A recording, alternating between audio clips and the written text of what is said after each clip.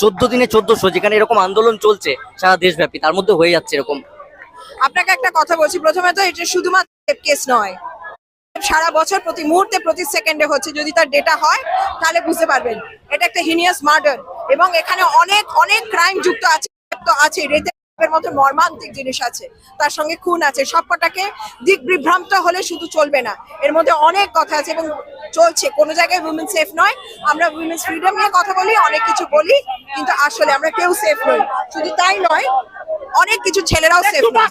রাজনৈতিক ইনভলভমেন্ট কিছু ক্ষেত্রে দেখতে পাচ্ছি, তো অনেকে বলছে না এটা একটু অ্যাপলিটিক্যাল হলেই ভালো হয়, মানে এটা অনেক ক্ষেত্রে আমরা দেখতে পাচ্ছি। না, আমি তো এখানে খুব আলাদা করে রাজনৈতিক ইনভলভমেন্ট দেখতে পাচ্ছি না। সমস্ত মানুষ, despite of all caste and creed and all different social structure, সবাই পথে নেমেছে, সাধারণ মানুষ হয়ে পথে নেমেছে, উত্তর চাইছে।